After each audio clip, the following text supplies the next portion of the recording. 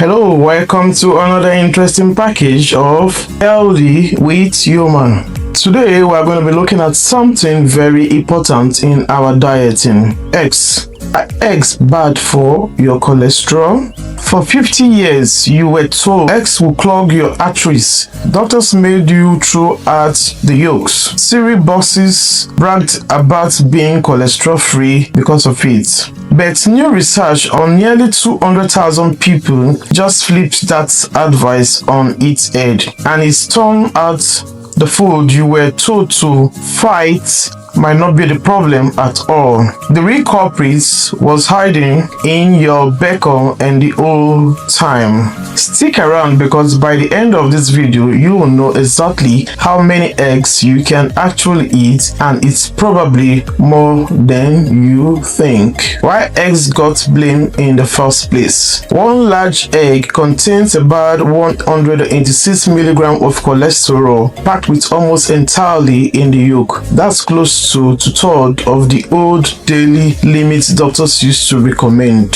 So the logic seems obvious. Eat cholesterol, get more cholesterol in your blood, raise your heart disease risk. That logic is exactly why the 1970s and 90s low cholesterol diet boom happened. Egg white omelets, egg substitute, an entire generation eating breakfast out of fear.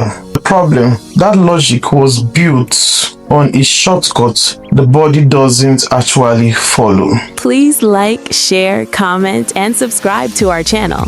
And also, turn on your notifications bell so that you can get our video whenever we post. The science dietary cholesterol equal blood cholesterol. Here's the part most people never got told. The cholesterol you eat and the cholesterol in your blood are two different systems. Your liver produces most of your blood cholesterol itself. While you eat more cholesterol, your liver typically compensates by producing less. For most people, this feedback loop keeps blood cholesterol fairly stable regardless of how many eggs are on the plates. This isn't a fringe theory anymore. It's what a wave of recent research have conveyed on. The 2025 randomized crossover study published in the American Journal of Clinical Nutrition put this directly to the test. Researchers took 48 adults with elevated LDL, the bad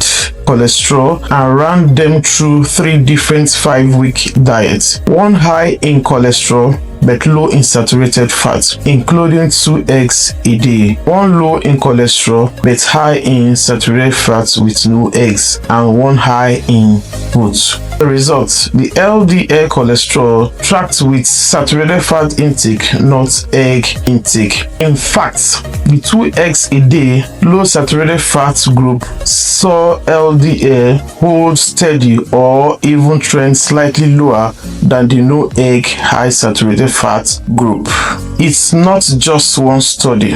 If that were the only study, you had been right to be skeptical. It isn't. A large scoping review compiled for the Nordic Nutritional Recommendations looked at 38 systematic reviews and meta analysis spanning over a decade of research. Its conclusion, why eggs can modestly raise total cholesterol in controlled lab setting, real-world observation data does not show that moderate egg intake up to about 1 a day increases heart diseases risk, especially in European population. A separate meta-analysis polling data from nearly 2.8 million people found essentially no elevated risk at intake below about half an egg a day, and even at higher intakes the risk increases was small and the evidence inconsistent. And this year, researchers in Australia went further, showing that a high cholesterol, low saturated fat diet with 2 eggs a day didn't just fail to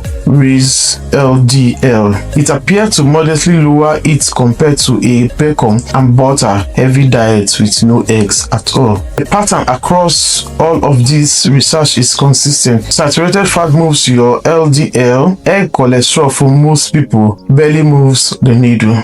The important asterisk. Now, I promise you honestly, not hype. So here's the not a lot of headline skip. First, most people isn't everyone. About a quarter of the population are what researchers call hyper-responders. Their blood cholesterol doesn't rise more noticeably with dietary cholesterol. There's no home test for this. If you have a family history of high cholesterol or heart disease, this is worth discussing with a doctor rather than assuming you are in the majority. Eggs barely show up alone. The bacon, butter, toast, and sausage links sitting next to your egg are the saturated fats loaded, actually driving LDL up in a typical Western breakfast. Blaming the egg lets the actual culprit of the hook for decades. This is specifically about dietary cholesterol. It says nothing about sodium or about how you are cooking your egg. Frying in butter every morning is still a saturated fat decision, egg or not. Moderate eggs, low saturated fats, equal to fine for most. Family history of high cholesterol, talk to your doctor. It's the size, not just the egg. Please like, share, comment, and subscribe to our channel. And also, turn on your notifications bell so that you can get our video whenever we post. What eggs actually do for you? While we are correcting the records, eggs aren't just not guilty, they are genuinely nutrient dense. One egg delivers high quality complete protein, kaolin for brain and liver function, and lettuce and zetox antioxidant tied to eye health. Some research have even started exploring their role in cognitive health as well as age. This is a food that got dragged through decades of bad press over one nutrient while the rest of its nutritional profile got ignored. So how many eggs can you actually eat? Based on where the current evidence is, here's the practical takeaway. For most healthy adults, 1 to 2 eggs a day fits comfortably with a healthy diet, especially the rest of your plate is light on saturated fat. Swap the bacon for spinach. Swap the butter toasted for whole grain. The eggs were never the problem. What's sitting next to them usually is. If you have existing high cholesterol, diabetes, or a family history of heart disease, don't just take a YouTube video word for it. Get your lipid panel checked and talk to your doctor where you personally fall in that hyper-respondent question. And if you are someone who's been eating egg whites only omelets out of fear for years, the current evidence suggests you can probably let the yolk back onto your plate. So here's the one thing to remember. It's not the egg on the plate you need to wash, it's your fat frying next to it.